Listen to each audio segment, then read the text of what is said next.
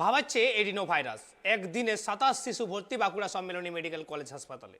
মঙ্গলবার রাত পর্যন্ত বাঁকুড়া সম্মেলনী মেডিকেল কলেজ হাসপাতালে চিকিৎসাধীন 54 জন শিশু। জ্বর, সর্দি, কাশি ও শ্বাসকষ্টজনিত সমস্যা নিয়ে ভর্তি রয়েছে শিশুরা। এর মধ্যে পিকু ওয়ার্ডে রয়েছে 10 শিশু। তবে পরিস্থিতি এখনো পর্যন্ত কন্ট্রোলে রয়েছে বলে দাবি বাঁকুড়া মেডিকেল কর্তৃপক্ষের।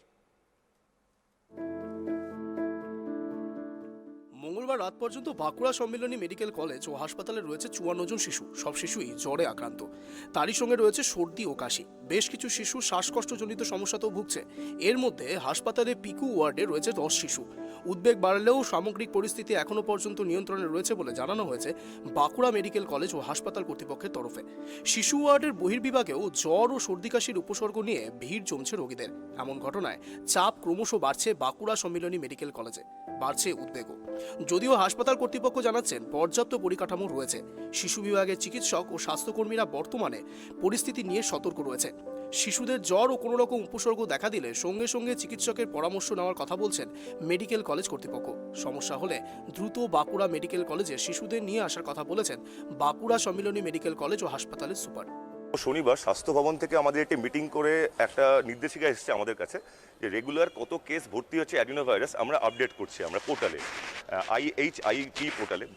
বর্তমানে পরিস্থিতি গতকাল আমাদের 27 জন অ্যাডমিট হয়েছে। ডিসচার্জ নিয়ে এখন আমার 54 জন পেশেন্ট বর্তমানে ভর্তি। তার মধ্যে 10 জন আছে পিকুতে। অবস্থা মোটামুটি পুরোপুরি আমাদের এখনও পর্যন্ত বলবো কন্ট্রোলে। ভেন্টিলেটার নিয়ে আমরা রেডি, ভেন্টিলেটার লাগেনি, নেবুলেশন দিয়ে they are treating well. Team of paediatrics always very alert. তাদের পুরো এন্টায়ার টিম অলওয়েজ ওয়ার্ক করছে ফর অ্যাডিনোভাইরাস। এখনও পর্যন্ত বলবো যে অবস্থা আমাদের কন্ট্রোলে। বাট স্টিল একটা মেসেজ ফ্রম আমার তরফ থেকে, যদি কারোর কাছে এরকম কোনো সিমটম হয়, বাচ্চাদের দুধ খেতে অসুবিধা হচ্ছে বা কোনো নিঃশ্বাসে কষ্ট বা জ্বর জ্বালা, কাইন্ডলি প্লিজ ইগনোর না করে immediately Bankura Sammilani medical college report করুন। We are there for your service. আউটডোরে কি অ্যাডভাইস দেওয়া হয়েছে? আউটডোরে অ্যাডভাইস দেওয়া হচ্ছে। আউটডোরে যেসব বাচ্চা আসছে যারা সন্দেহভাজন, যাদেরকে দেখে মনে হচ্ছে বাড়িতে গিয়ে কন্ট্রোল করা যাবে না, সঙ্গে সঙ্গে অ্যাডভাইস দেওয়া আছে তারা যেন পিডিয়াট্রিক্স ওয়ার্ডে তাদেরকে ভর্তি করে নেওয়া হয়। রাজ্যে অ্যাডিনোভাইরাস সংক্রমণ নিয়ে ইতিমধ্যেই উদ্বেগ প্রকাশ করেছেন চিকিৎসকরা। প্রায় প্রতিদিনই জ্বরে আক্রান্ত হওয়ার ঘটনা সামনে আসছে। বাড়ছে আক্রান্তের সংখ্যাও। এর মাঝে পরিস্থিতি পর্যালোচনায় কয়েকদিন আগেই স্বাস্থ্য ভবনে জরুরি বৈঠক হয়। জারি হয়েছে একটি গাইডলাইনও। শিশুদের চিকিৎসা পরিকাঠামো খতিয়ে দেখে স্বাস্থ্য ভবনে রিপোর্ট দিতে বলা হয়েছে সমস্ত জেলার মুখ্য স্বাস্থ্য আধিকারিককে।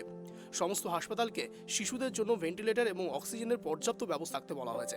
দেওয়া হয়েছে শ্বাসবাতি পেডিয়াট্রিক বেডের বন্দোবস্ত রাখতে হবে। শ্বাসকষ্টের সমস্যা নিয়ে অপ্রয়োজনে কলকাতার হাসপাতালে রেফারও করা যাবে না। যথেষ্ট অ্যান্টিবায়োটিক ব্যবহারের ক্ষেত্রে রাশ টানার নির্দেশ দেওয়া হয়েছে। বাঁকুড়া থেকে Sidhu mandi report, tribe TV.